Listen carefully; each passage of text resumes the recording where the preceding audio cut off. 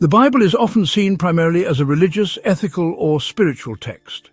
But at a deeper level, it encodes a critical and often overlooked insight about the evolution of moral authority and the foundations of stable social governance. From its earliest narratives of patriarchal rulers to the visionary ideals of a kingdom internalized within each heart, the biblical story does not merely teach personal morality. It systematically reveals how societies transition from hierarchical rule toward mature self-governance, from imposed obedience toward reasoned contextual moral discernment. Central to uncovering this hidden social logic is recognizing that biblical narratives operate through carefully structured logical triads, sets of relational dependencies that consistently reveal deeper social meanings beneath their surface stories. Each biblical triad illuminates how moral legitimacy, the very justification for leadership, evolves from external commands and divine decrees toward internalized wisdom, individual integrity, communal participation, and ultimately toward self-rule grounded in harmonized moral reasoning. Yet this progression is not linear or simplistic. Each triad also reveals its logical negations, showing explicitly how attempts to govern solely through external dominance or coercive submission inevitably produce instability, fragmentation, or moral disintegration. Thus, the biblical narratives collectively demonstrate that stable governance does not result simply from imposed power or rigid obedience, but emerges progressively from developing individuals' capacity to reason moral truth within context, as vividly illustrated through Jesus' parables. Today we demonstrate how the biblical accounts of leaders, from Abraham and Joseph, through Moses, the judges, kings, prophets, to Jesus, the church, and Revelation, are explicitly constructed to reflect evolving logical triads of moral authority. Each stage represents a distinct phase in the human shift away from rulers who dominate externally towards societies that sustain stability through internal moral coherence and self-governance. This exploration, therefore, is not simply about understanding biblical morality as individual ethics. It is explicitly a lesson about the governance of human societies, illustrating how genuine stability emerges from empowering individuals and communities towards self-rule. By interpreting the Bible through its deeper logical structure, revealed consistently by triadic analysis, we uncover its profound yet overlooked social teaching. Human governance matures when moral authority moves from external rulers into the hearts of the governed, enabling self-rule founded upon reasoned moral discernment. This is the hidden lesson of biblical leadership, and it is this lesson we unfold here. The first lesson the biblical text offers on leadership and moral authority is that social stability begins not with power or reason, but with trust in an external source. Leadership in this early form is not something achieved or reasoned into being. It is given, bestowed as a covenantal gift. The individual does not claim authority through merit, logic, or performance, but through willingness to submit to a relationship initiated by something beyond themselves. Abraham, the foundational figure of biblical faith, does not rise to prominence through wisdom or conquest. He is chosen. God calls him out from his homeland with a promise, one that is vague in its details but absolute in its intention. "I will make you a great nation, and you will be a blessing." Genesis 12:2. Abraham's role is not to create the blessing, but to believe in its possibility. His leadership is rooted in faith, not in plan or persuasion. This pattern reveals the triad of causal authority. Faith leads to favor, and favor leads to fruitfulness. Abraham's faith, his trust in the promise, initiates a flow of moral legitimacy. He receives favor from God, and that favor begins to manifest in social fruitfulness, land, descendants, and influence. Leadership in this structure flows from an act of trust in the unseen, and its legitimacy is externally validated by outcomes that fulfill divine promises. The authority does not reside in Abraham himself, it flows through him, conditional on his continued faithfulness to the external source. When that trust is disrupted, as in moments of fear or deception, the pattern temporarily breaks, but the covenant remains, emphasizing again that authority originates outside and must be continuously trusted into being. This is the logic of early hierarchical societies. where legitimacy flows from the top down, often sanctioned by the divine. It parallels the structure of ancient monarchies, priest-kings, and even early legal codes, where obedience to the sacred or the sovereign was the bedrock of social order. The community's stability depends not on each person's moral reasoning, but on collective adherence to an external authority figure who is believed to be in alignment with the divine or cosmic order. This model provides cohesion, especially in small or emerging societies, but it also embeds fragility. Should the appointed leader fail to hear or represent that divine authority faithfully, the entire system is at risk of collapse. The biblical narrative presents this not as a flaw, but as a foundational stage. It introduces moral authority as a form of sacred trust, necessary in a world not yet ready for more complex forms of moral reasoning. But in doing so, it also sets the stage for the need to internalize what was once external, to reason through what was once simply received. The triadic lesson prepares us to ask, what happens when the divine voice is no longer so directly heard? What if leadership must emerge in the absence of a clear covenantal claim? What happens when authority must be discovered rather than bestowed? The next phase in the biblical logic of leadership reveals that authority does not always come as a gift. It can emerge from within through consistent moral integrity under pressure. The lesson here is that legitimate leadership can be discovered, not merely appointed, and that authority grounded in inner character can manifest in time even when not initially recognized. Joseph's story stands in sharp contrast to that of the patriarchs. He is not the recipient of a divine covenant. He receives dreams, but no command. He is sold into slavery, falsely accused, forgotten in prison. His path is anything but direct. Yet through each hardship, he holds to a consistent moral compass. He resists temptation, tells the truth, works faithfully in obscurity. It is only over time and in response to his unwavering integrity that Joseph's authority is elevated. Pharaoh sees in him something rare: wisdom, discernment, the Spirit of God. What began as hidden character is eventually revealed as public legitimacy. This reflects a non-linear triadic pattern. Integrity leads to elevation, which leads to deliverance. The path is not causal in the same sense as Abraham's. It cannot be predicted or systematized. Joseph does not control his ascent. His leadership is the product of inner formation, not external confirmation. Yet once revealed, it becomes indispensable. His ability to foresee crisis and steward resources saves not only Egypt, but also the family through whom the covenant will continue. This triad introduces a new principle. Authority may not be seen immediately, but it can emerge through sustained moral coherence. In social terms, Joseph represents a movement toward meritocracy and institutional trust. His legitimacy comes not from inheritance or divine appointment, but from competence and resilience. This mirrors historical moments where societies began to shift toward leadership based on ability rather than bloodline, where bureaucratic order and administrative wisdom began to replace priestly or kingly right. We see echoes of this in early republics, later in Enlightenment rationalism, and in systems of governance that prize law, expertise, and character over charismatic or hereditary rule.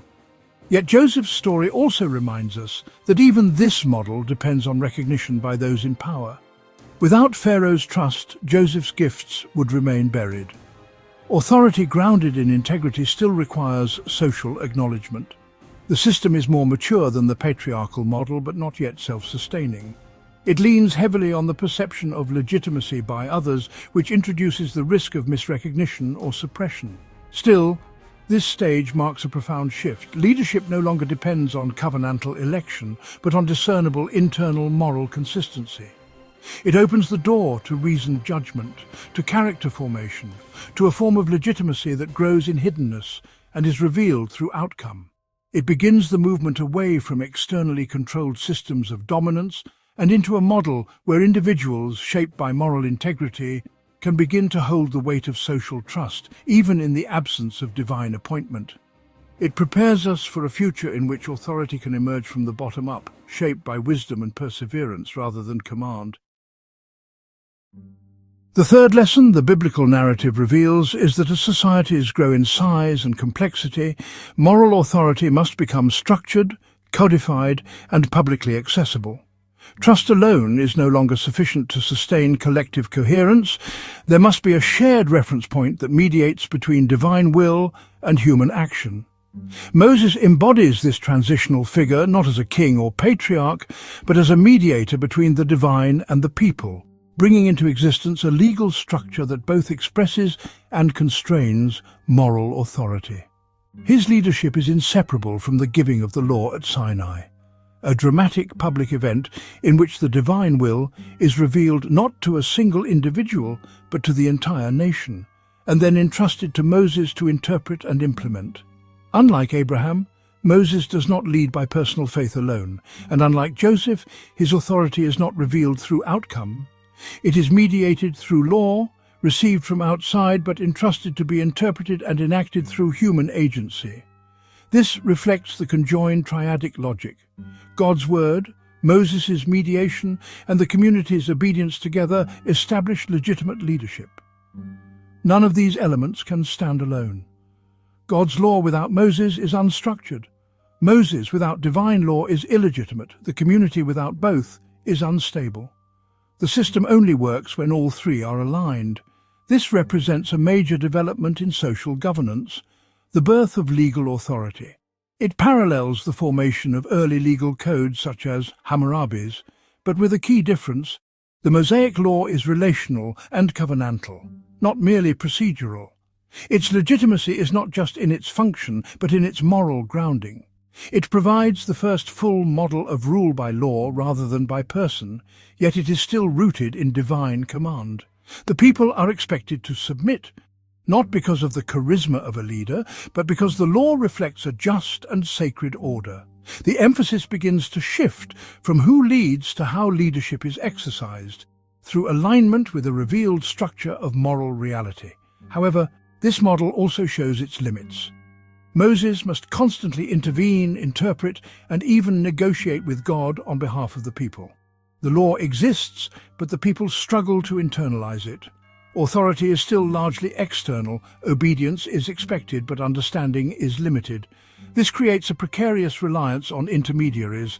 When Moses is absent, the people revert to idolatry. When interpretation is unclear, rebellion follows. Still, this stage marks a monumental advancement. It introduces the idea that societies can be governed not by personality, but by principle. It lays the groundwork for all subsequent systems of jurisprudence and constitutional governance. The rule of law becomes a vessel for moral authority, imperfect but more stable than charisma or lineage alone. And yet, because the law remains externally imposed, its legitimacy remains vulnerable. The next lesson will show what happens when no structure holds authority together, and society must rely only on leaders raised up in the moment. The judges illustrate leadership arising from immediate necessity amid institutional collapse, characterized by charismatic authority dependent solely on effectiveness in crises. Without embedded law or stable institutions, leaders like Deborah or Gideon gain legitimacy through direct, spirit-empowered actions. This creates alternating reinforcement, with obedience leading to unity, and feedback, with disobedience leading to fragmentation, triads, demonstrating the volatile and unsustainable nature of charismatic rule. The judge's narrative critiques this instability and implicitly argues the necessity of institutional governance, setting a desire for enduring structures of legitimacy and preparing the way for a kingship grounded in sustained internal and external coherence. The rise of kingship in Israel marks a pivotal moment in the biblical evolution of moral authority. The desire for stable, centralized governance confronts the challenge of sustaining legitimacy over time. The people's demand for a king in 1 Samuel 8 reveals their fear of instability and their longing for order. Give us a king to judge us like all the other nations. What they ask for is not simply a ruler, but an institutional anchor. The era of charismatic judges has proven too volatile. Law exists but lacks enforcement. Community identity is fragile. The people believe that a king, enduring, visible, accountable, will resolve this. But what unfolds instead is a threefold experiment in institutional rule. Saul, David, and Solomon each embody a distinct model of kingship, and together they illustrate the promises and failures of moral authority grounded in institutional power. Saul begins the monarchy as a chosen figure, appointed by divine command, anointed by the prophet Samuel, and embraced by the people. His authority is unquestionable in its origin, but fragile in its substance. Saul's leadership reveals the flaw in assuming that external appointment is sufficient for enduring legitimacy. He disobeys divine instruction, acts presumptuously, and fails to develop the internal character necessary to sustain his role. The triadic logic here is reversional. Disobedience leads to loss of favor, which leads to collapse of legitimacy. Saul's fall demonstrates that institutional authority, even when divinely initiated, is reversible if not undergirded by internal moral coherence. The external structure cannot substitute for internal alignment. David represents a new balance, a more stable configuration of moral authority that combines divine appointment with sincere heart alignment. Though he is also chosen and anointed, his legitimacy grows through struggle, patience, and humility. Unlike Saul, David does not seize power prematurely. He waits, suffers, and cultivates a deep reliance on God. When he sins, he repents. When he rules, he seeks justice. This introduces a triadic structure of coexistence, God to king to people. Each relationship mutually sustains the others. Divine favor depends on the king's heart. The king's legitimacy depends on the people's trust. The people's well-being depends on God's continued presence. David's reign is not without failure, but his model of kingship marks a turning point. Authority is now partly relational. It exists not only because of a title, but because of a lived integrity that holds all three relationships in dynamic balance. Solomon builds on this, but shifts the moral foundation once again, from relational trust to internalized wisdom. His reign begins with an explicit request, not for wealth or victory, but for discernment. Give your servant an understanding heart to judge your people. 1 Kings 3:9. In this, Solomon introduces a form of leadership based on integration. Wisdom leads to just governance, which leads to prosperity and peace. His triad reflects a mature form of authority, one that internalizes the role of judgment and aligns it with divine intention. For a time, the system works. Solomon's wisdom becomes legendary, his kingdom flourishes, and the temple becomes the physical and spiritual center of national life. But this form of authority is more vulnerable than it seems. Because it depends on internal coherence, when the heart strays, the entire system begins to unravel. Solomon's accumulation of power, wealth, and foreign alliances erodes the very wisdom on which his legitimacy depends. The triad shifts from integration to disintegration. Loss of moral clarity leads to spiritual compromise, which leads to national fracture. After his death, the kingdom splits. This illustrates the risk of advanced systems of governance. The more authority is entrusted to the internal discernment of the leader, the more catastrophic the effects when that discernment is corrupted. Together, the stories of Saul, David, and Solomon show how institutional authority must evolve to include internal moral formation. A king may be appointed, but he must also cultivate wisdom. He may rule, but he must also serve. He may enact law, but he must also embody its spirit. The broader lesson is that institutional stability alone does not guarantee moral legitimacy. Without alignment between external structure and internal integrity, systems decay. This pattern repeats in the rise and fall of empires and in modern statecraft. Charismatic revolutions give way to institutions. Institutions decay without reform, and moral authority must eventually be recovered from within. This stage marks a high point in the biblical arc. It suggests that governance must not only be structured, but morally intelligent, guided by discernment, responsive to context, and accountable to both divine intention and human community. And yet it also signals the fragility of such systems when wisdom becomes detached from humility. The king who asks for understanding becomes the cautionary tale of unchecked accumulation. Authority, even in its most refined form, must remain rooted in a moral centre, or it will collapse under the weight of its own success. This prepares us for the next phase in which institutional failure gives way to prophetic voice, and the burden of moral authority shifts once more, this time into conscience. The prophetic tradition introduces a striking lesson in the evolution of moral authority. When systems become corrupt and institutions lose legitimacy, moral leadership must arise from conscience, often at great personal cost. The prophets do not lead armies, build temples, or hold office. They speak, and in doing so they reveal that moral authority can no longer be sustained merely by status, structure, or even wisdom alone. Instead, it must come from an uncompromising internal alignment with divine justice, an alignment so strong that it compels speech regardless of consequence.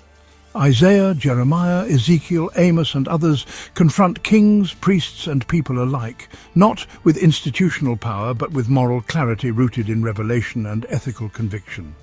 The prophetic triad is one of combination, internal truth combined with external critique. Their legitimacy lies in the fusion of personal moral burden and public moral confrontation. They are not merely dissenters or rebels, they speak from within the tradition they critique. Jeremiah, a priest's son, weeps over the people he condemns. Isaiah speaks of both judgment and restoration. This combination grants their voices weight. They are not above or outside the system, but deeply embedded within it, calling it back to its purpose. The triad functions when conscience and tradition align, issuing a critique that seeks not destruction but renewal. Yet it is a precarious authority. Prophets are often rejected, persecuted, or ignored. Their legitimacy is almost always denied by the powerful in their own time. But in the biblical arc, it is their vision that proves enduring. In social governance terms, the prophets represent the rise of moral protest as a necessary response to institutional decay. They anticipate every later movement in which internal conscience must speak against systemic injustice. Socrates, the Hebrew martyrs, Jesus, and modern whistleblowers all follow this logic. The prophetic role is essential in moments when formal structures no longer function as they should, and when the law, once sacred, is wielded for the benefit of the powerful. The prophetic model teaches that moral authority can and must arise from conviction rooted in a deeper truth, even when unsupported by structure or consensus. This is also the stage where the Bible sharpens its critical view of external religion divorced from justice. "I hate your festivals, but let justice roll down like waters." Amos 5:21-24. It reveals a negative counterpart to the earlier legal triads. When obedience becomes ritualistic and disconnected from ethical purpose, it becomes a perversion rather than a fulfillment of divine intent. The prophets are living rejections of false legitimacy and living embodiments of a deeper kind of truth.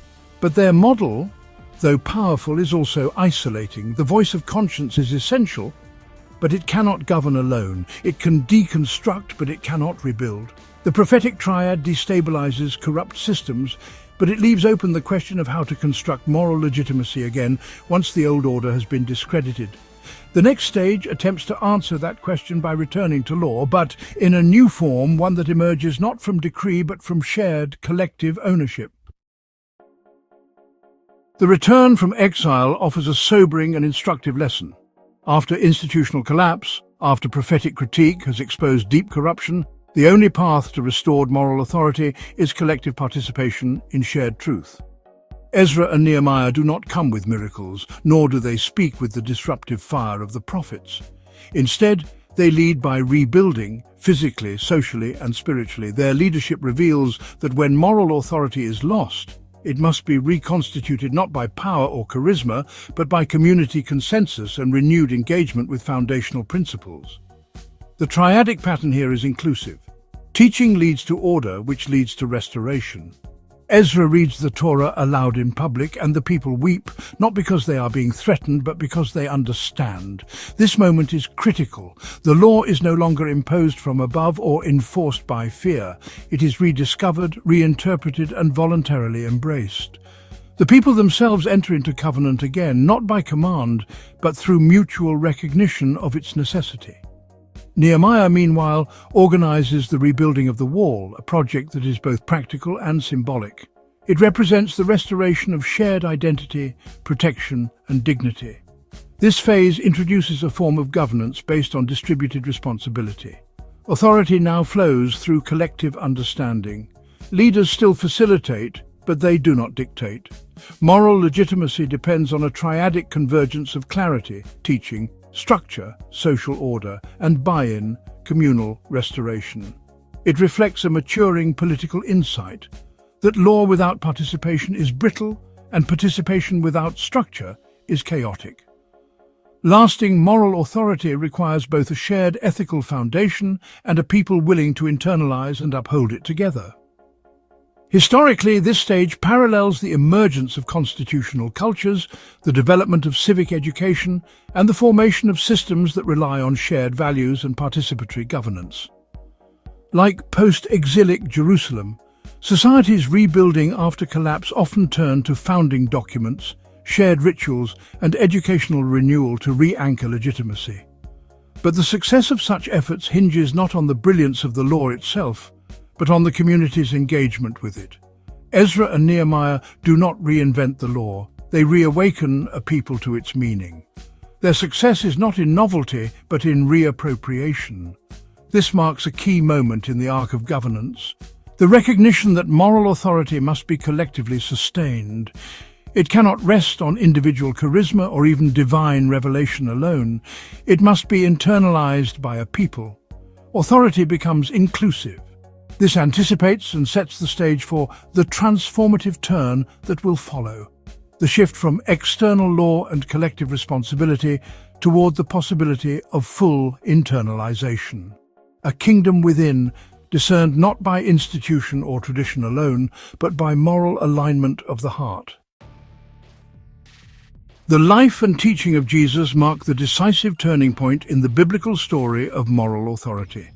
It is here that all previous models, covenantal gift, legal structure, charismatic necessity, prophetic critique, communal participation, are not discarded but transformed. Jesus announces that he has not come to abolish the law or the prophets but to fulfill them. In this he speaks not only of continuity but of completion and internalization. What was once external, revealed, mediated, imposed, is now to be written on the heart. What was once partial and fragmented is now integrated into a single moral center, grounded not in institutional enforcement but in relational alignment with the divine will. The authority of Jesus is unlike anything that came before. He does not derive it from office, tradition, or institutional sanction, nor does he claim it through prophetic protest or popular revolt. His authority emerges from harmonic coherence. His actions, words, inner life, and divine mission are in perfect alignment. This is the logic of the triad of harmony. The inner heart, the outer action, and the divine intention are not merely consistent, they are mutually revealing. When Jesus teaches, his hearers say, he teaches as one who has authority. Not because he appeals to a text or a priesthood, but because he embodies the truth he proclaims. This fulfillment is deeply moral, not merely doctrinal. The Sermon on the Mount reinterprets the law not by negating its demands, but by drawing them inward. You have heard it said, but I say to you. Each phrase intensifies the ethical call, not by making it more rigid, but by making it more real. Anger is as serious as murder, lust as soul-shaping as adultery. The law remains, but its jurisdiction shifts from external behavior to internal intention. Jesus does not weaken the law. He roots it in the heart, where it becomes not only something to obey, but something to become. This new moral center makes leadership profoundly different. It is no longer about commanding others, but about embodying the kingdom. Jesus leads by becoming the very pattern of the life he invites others into, serving, healing, forgiving, suffering. His leadership is not coercive, but transformative. Those who follow him do not simply comply, they are changed. And the change begins with a moral recognition. Blessed are the pure in heart, for they shall see God. Authority in this system is now measured by coherence and love. It is universally accessible but deeply demanding, because it calls not for obedience to a rule, but for alignment with a person who reveals the heart of God. In social governance terms, This is a revolution. Jesus redefines the foundations of moral legitimacy. Not lineage, law, wisdom or tradition, but the capacity of the individual to perceive and respond to moral truth from within. It anticipates every form of non-violent resistance, every democratic insistence on conscience, every movement rooted in justice and love rather than power and fear. And yet, Jesus does not abandon community or structure. He forms a fellowship, teaches patterns of reconciliation, and establishes rhythms of shared life. But these are no longer grounded in control. They are expressions of inward transformation. The kingdom he announces is not out there, but within you. This is what it means to fulfill the law and the prophets. Jesus does not negate what came before, he draws it to its intended end. The covenant becomes a universal invitation. The law becomes wisdom written on the heart. The prophet's fire becomes the Spirit's presence. And leadership becomes a call to become what we once only followed. Agents of reconciliation, reflections of divine love, bearers of moral clarity not imposed but discerned and lived. This stage marks the critical moment in the arc of moral authority. For the first time, self-rule becomes possible, not as rebellion, but as alignment. The divine does not disappear from governance, it moves inward. And this sets the stage for a radically new community where each person can become a participant in shared moral discernment, where the law is no longer over the people but among and within them, and where the final authority is not control, but love made visible. The formation of the early church reveals the next essential step in the evolution of moral authority. Internalized discernment, once embodied uniquely in Jesus, becomes distributed across a community, guided not by law or hierarchy, but by the Spirit. The lesson here is that a stable moral society does not require a singular ruler or rigid institution, but a people whose shared life is shaped by mutual discernment, truthfulness, and love. The church begins not with a constitution but with a shared experience, Pentecost. In that moment, the Spirit that empowered Jesus is poured out upon all, dissolving distinctions of status, gender, ethnicity, and office. Authority is no longer centered in a temple or throne. It becomes immanent among the people themselves, discerned in truth, confirmed by love, and sustained through community. This stage follows a convergent triad. Truth, spirit, and community come together to form moral discernment. None can function in isolation. The spirit without truth leads to chaos. Truth without spirit becomes rigid legalism. Community without either dissolves into tribalism or control. But when these elements converge, they form a resilient moral system, adaptive, self-correcting, and centered not in domination, but in mutual transformation. In Acts 15, the Jerusalem Council demonstrates this logic. Faced with unprecedented questions about law, culture, and inclusion, the leaders do not appeal to precedent or command. Instead, they discern together, "It seemed good to the Holy Spirit and to us," a formula that captures the balance between divine guidance and human judgment. The epistles further develop this participatory ethic. Paul speaks of the body as many members with different gifts, all contributing to a shared moral life. He appeals not to coercion, but to conscience. Let each be fully convinced in their own mind. Romans 14:5. Moral authority in this system is shared, dialogical, and relational. It is held together not by uniformity, but by fidelity to truth, mutual respect, and the fruit of the Spirit, love, joy, peace, patience, kindness, and so on. Leadership exists, apostles, elders, teachers, but it is grounded in service and tempered by community feedback. Authority is no longer vertical, it is relational and reciprocal. In terms of social governance, this marks a profound shift from rule over others to collaborative moral reasoning. It anticipates the logic of deliberative democracy, non-hierarchical consensus models, and covenantal political theory. It reflects historical shifts toward systems that depend not on the rule of law alone, but on informed, morally responsible citizens. This system is deeply resilient because it is not top-heavy. If one member fails, the body can adapt. If disagreement arises, it is addressed not through silencing, but through discernment. The community does not abandon structure, but its structure is shaped by its spirit. Yet this model also demands maturity. It cannot be sustained without humility, patience, and the active pursuit of unity. Paul's letters reveal the tension. Communities are fragile, disagreements real, and the temptation to fall back into hierarchy or legalism always present. But the direction is clear. Moral authority belongs to the community as a whole, so long as it remains rooted in spirit and truth. This stage fulfills Jesus' promise that the kingdom is within us, not as isolated individuals, but as a people called into covenantal transformative life together. This prepares us for the final vision, when the inward moral transformation and the communal ethic of the Church are fully vindicated, not just in this world, but in the unveiling of the world to come. The final lesson comes not in the form of law, leader, or institution, but in a vision. Revelation reveals that the entire arc of moral authority, from covenantal gift to inner transformation, does not end in individual enlightenment or social equilibrium alone, but in cosmic vindication. The story concludes with a confrontation between the forces of domination and the witnesses of truth, between the empire of coercive control and the community shaped by sacrificial love. The triumph is not of violence over violence, but of faithfulness through suffering, culminating in a kingdom not imposed from above, but revealed from within. The New Jerusalem descending as a city prepared like a bride. Here, moral authority reaches its eschatological form. The Lamb who reigns does so because he was slain. The leaders who overcome do so not through power, but by the blood of the Lamb and the word of their testimony.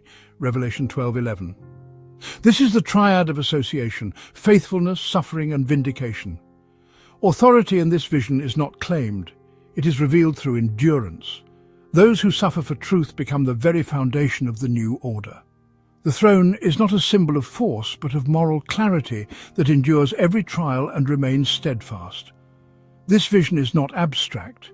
It completes the biblical critique of worldly power. Systems built on domination, deception, and fear are shown to be unsustainable. Babylon falls. The beast is judged. What remains are those who follow the Lamb wherever he goes. A people whose inner alignment with love, justice, and truth is made visible in the life of the world to come. This final vision shows that true authority cannot be imposed. It must be revealed through faithfulness and received through transformation. As a model of social governance, this is radically hopeful. It tells us that no system built on fear or control will endure, and that every act of moral clarity, however hidden or costly, participates in a larger story of redemption. It affirms that the arc of history does bend toward justice, but only through the endurance of those who live in alignment with love. This stage gives voice to the deepest human hope, that a world ordered by moral truth, freely embraced and faithfully lived, is not only possible, but ultimate. In this final movement we see not just the possibility of self-rule, but the consummation of moral authority in the union of divine presence and human maturity. The city has no temple, for its temple is the Lord God Almighty and the Lamb. No mediation, no external law, no ruler above. All things are fulfilled. The light shines from within. The biblical story of leadership and moral authority is not a cycle destined to repeat itself, nor a theory to admire from a distance. It is a lesson, a trajectory toward freedom, responsibility, and moral self-rule. And like all hard-won wisdom, it can be lost. If misunderstood or misused, the very structures designed to cultivate moral autonomy can become tools of regression, even oppression. This too, the Bible anticipates. Not every generation carries the arc forward. Again and again, history shows what happens when people look backward, seizing on an earlier, simpler stage of moral logic, mistaking clarity for truth and obedience for virtue. It is easy to romanticize covenantal beginnings, to long for strong rulers, to return to external law. These stages are comprehensible. They offer security, structure, even identity, but they are not the destination. They were necessary beginnings, not final forms. To elevate them as the goal is to reverse the moral current of the biblical narrative, to treat fulfillment as betrayal and maturity as disobedience. And when that reversal happens, when people willingly hand back their autonomy for the comfort of command or the illusion of order, the consequences are devastating. From inquisitions to fascist regimes, from cults of personality to religious authoritarianism, the worst atrocities of history have not come from freedom run wild, but from freedom abdicated. It is tempting to blame systems, ideologies, or social forces, but that misses the deeper truth the biblical arc insists on. Only the individual can assert moral agency. No ruler, law, tradition, or movement can do it for them. Even in the most advanced communal structures, the Church, the vision of the New Jerusalem, the burden remains personal. The kingdom may be among us, but it is also within. Self-rule is not granted. It must be chosen, sustained, and lived. The Bible does not leave us with naive optimism. It ends with a call. Let the one who is thirsty come. It assumes that not all will. The freedom it offers is real, but so is the risk. The progress of moral authority toward discernment, alignment, and inner transformation is always fragile. It can be undermined in an instant and must be renewed every generation. What Scripture ultimately teaches us is that moral authority, once external and imposed, is now internal and embodied. But this gift is also a demand. It calls every individual and every community to take responsibility, not just for what is believed, but for what is lived. This is the promise and the peril of self-rule. It is the end of domination and the beginning of accountability. Let us not forget it.